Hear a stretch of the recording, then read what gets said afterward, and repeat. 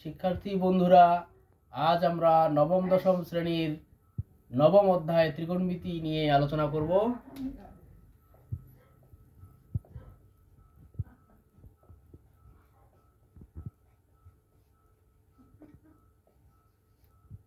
ত্রিকোণমিতি ত্রিকোণমিতি শব্দের অর্থ হলো তিনটি কোণের পরিমাপ। একে ইংরেজিতে ট্রাইগোনোমেট্রি বলা হয়।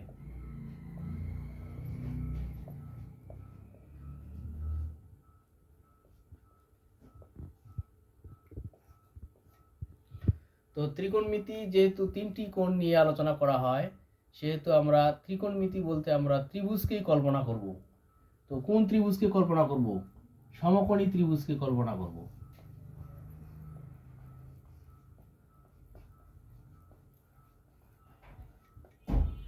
সমকোণী ত্রিভুজ কাকে বলা হয়? যে ত্রিভুজের একটি কোণ 90 ডিগ্রি অর্থাৎ সমকোণ, তাকেই সমকোণী ত্রিভুজ বলা হয়। সমকোণী ত্রিভুজের তিনটি কোণের মধ্যে একটি কোণ 90 ডিগ্রি, অপর কোণ দুটি সূক্ষ্মকোণ অর্থাৎ 90 ডিগ্রি থেকে ছোট হয়। তো ত্রিকোণমিতিতে আমরা এই তিনটি কোণের যে বাহুগুলো আছে, এই বাহুগুলো নিয়ে আমরা আলোচনা করব। এই বাহুগুলোর মধ্যে 90 ডিগ্রি সংলগ্ন বাহু দুইটির মধ্যে খাড়াভাবে বা দণ্ডায়মানভাবে অবস্থিত যে রেখাটি, সেটা হলো লম্ব। আর আনুভূমিক যে রেখা, সেই রেখাটা হলো ভূমি। এবং সমকোণ অর্থাৎ 90 ডিগ্রি কোণের বিপরীত বাহুকে অতিভুজ বলা হয়।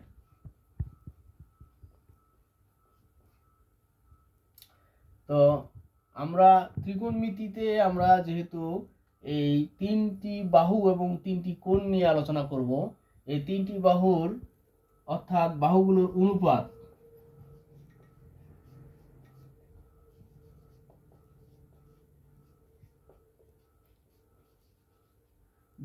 অনুপাত বলতে আমরা ধরে নিই এ বি সি একটি সমকোণী ত্রিভুজ। এখানে বাহু তিনটির অনুপাত যদি আমরা বলি,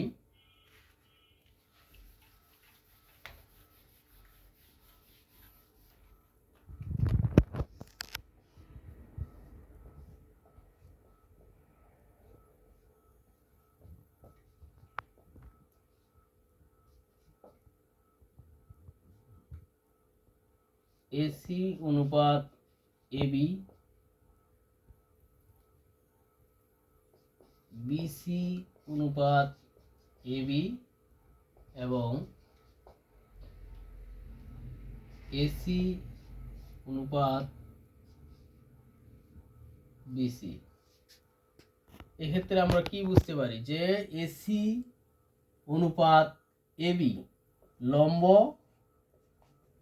অতিভুজ, এসি বাই এবি ইকুয়াল লম্ব বাই অতিভুজ। অনুরূপভাবে বিসি ভাগ এবি ইকুয়াল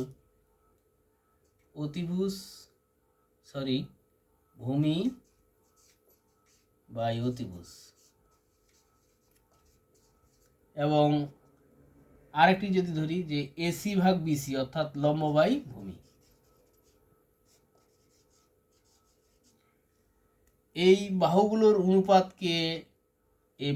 অনুপাতকে আমরা বিভিন্ন নামে পরিচিত হই, যেমন sign, cos, ten, caught.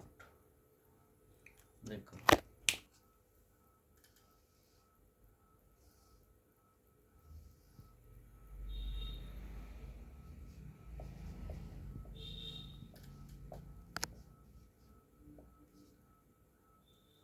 A C B কোণ সমান 90 ডিগ্রি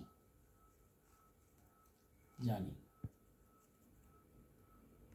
এ সি বি সমকোণী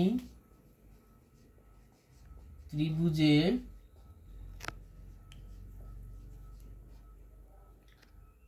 লম্ব এসি ভূমি বিসি এবং অতিভুজ এবি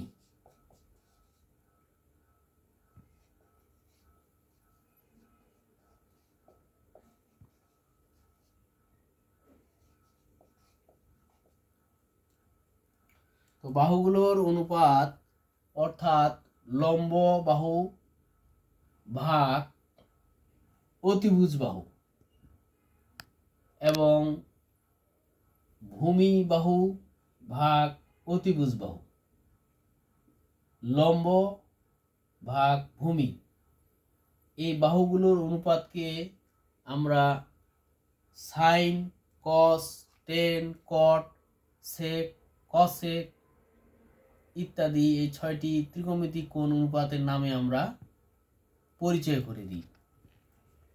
তো একটু ভালোভাবে দেখে নিই।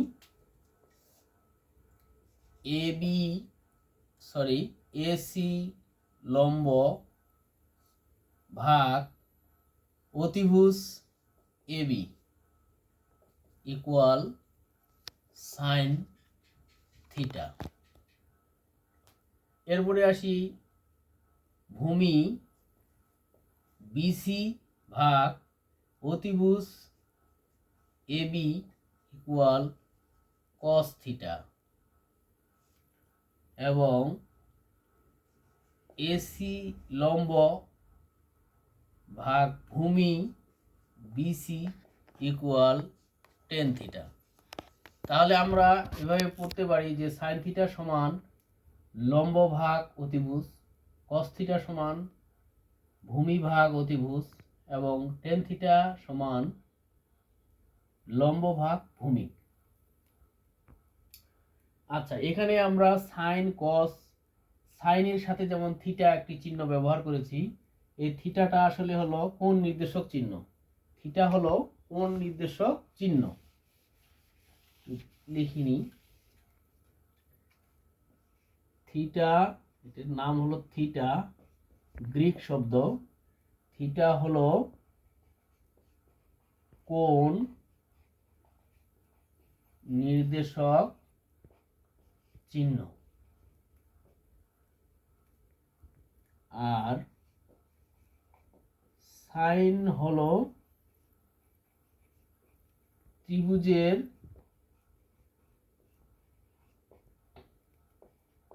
বাহুর অনুপাত।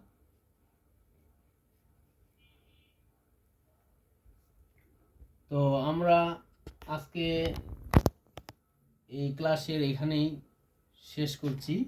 আগামী ক্লাসের জন্য সবার প্রতি শুভকামনা রইল।